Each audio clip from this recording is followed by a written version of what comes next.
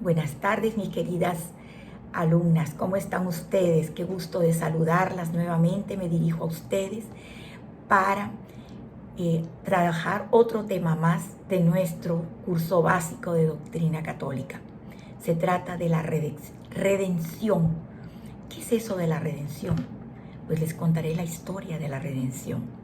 Hace 2000 años, el ejército romano había conquistado el mundo conocido hasta ese momento, que correspondía al sur de Europa, el norte de África, el occidente de Asia, porque el resto del mundo todavía estaba por explorar.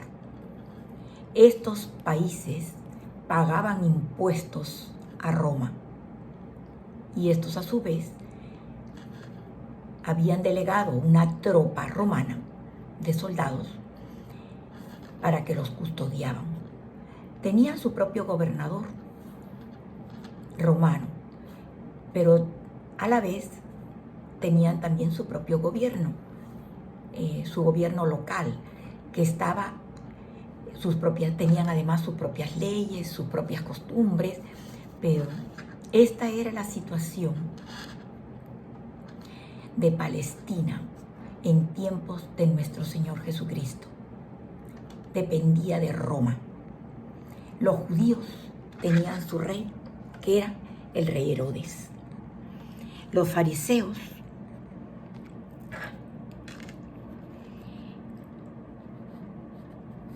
eran de sangre azul y los escribas eran los leguleyos, que eran políticos aprovechados, que se llenaban los bolsillos con el dinero del pueblo al que oprimían de mil maneras.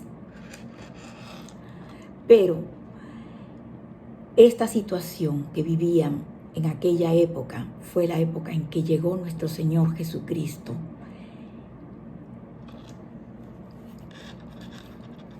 y que en Palestina recorría las calles. Los judíos dependían de los romanos. Tenían su rey Herodes, que gobernaba el Sanedrín. Mientras Jesús recorría Judea, Galilea, predicando el mensaje de amor de Dios hacia los hombres, obrando miles de milagros, les hablaba del reino de Dios, pero muchos pensaban que se trataba de un reino político en vez de un reino espiritual. Y entonces ellos pensaban que Jesús sería su rey y que él lograría someter al Sanedrín y que expulsaría a los romanos. Escribas y fariseos empezaron a temer que el pueblo pudiera arrebatarle sus puestos y empezaron a odiar a Jesús. Más todavía cuando Jesús los condenó públicamente, les habló de su avaricia, de su hipocresía y de la dureza de su corazón. Entonces, ¿qué pasó?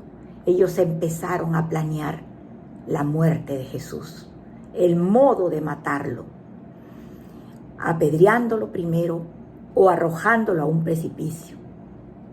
Pero Jesús se pudo zafar fácilmente, pues no había llegado su hora. Entonces buscaron a Judas para que lo entregara. ¿Quién era Judas Iscariote? Era uno de los discípulos de Jesús. Y justamente lo encontró en el momento en que ya había llegado la hora de Jesús. Su tarea de revelar las verdades divinas a los hombres estaba terminada. Él había preparado a sus apóstoles. Jesús se encontraba en ese momento orando en Getsemaní. Y Él, como Dios, que lo sabe todo, tiene un momento en que, en oración con su Padre, suda sangre y agua, porque Él conocía que para muchos su sangre sería derramada en vano. Lo cogen, lo capturan, pero ya su muerte había sido acordada en el Sanedrín. Lo acusan de que se nombró Dios, y eso para ellos era una blasfemia. Y su castigo era la muerte. Poncio Pilatos era el representante romano que podía condenarlo a muerte. El único que podía condenar a muerte eran los romanos, no los judíos. No tenían esa potestad. Entonces lo llevaron a él, y aunque éste lo encontró inocente, lo torturó, lo azotó brutalmente, lo mandó a azotar por unos soldados y lo coronaron de espinas. Lo llevaron al monte del Calvario y lo colgaron por 3 horas en la cruz. Con eso pagó nuestro Dios por todos los pecados de los hombres. Con su muerte y su ascensión al cielo, subieron al cielo las almas que se encontraban en ese momento en el limbo. Fueron llevados personalmente con él al cielo. Jesús resucitó de entre los muertos el domingo, después de 3 días, como prueba irrefutable e indiscutible que es el mismísimo Dios. Resucitó con un cuerpo glorioso, igual al que algún día lo tendremos en la resurrección de los muertos. Un cuerpo espiritualizado,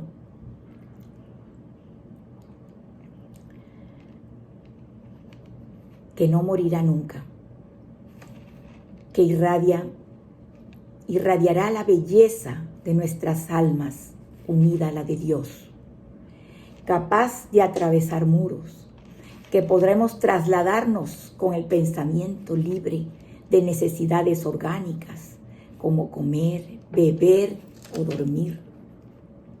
Jesús, después de su resurrección, permaneció 40 días en la tierra. Apareció a diferentes discípulos y también a multitudes de más de 500 personas.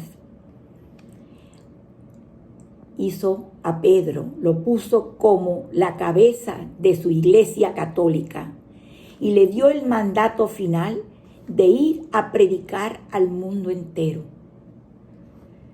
Los bendijo a sus apóstoles y ascendió al cielo con la promesa de que vendrá en el fin de los tiempos, en el fin del mundo, para juzgar a los vivos y a los muertos.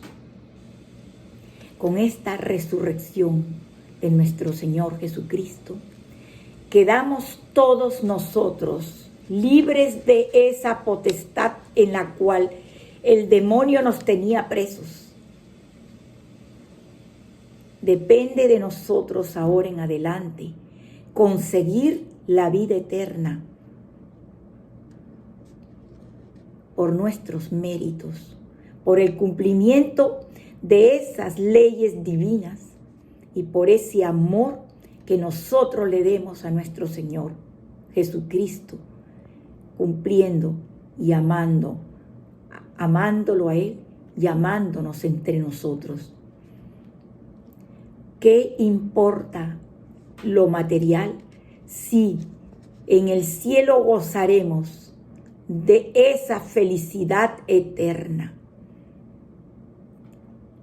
Bueno, mis queridas señoras, espero que esto sea un puntito más para reflexionar sobre cómo estamos viviendo la vida actualmente.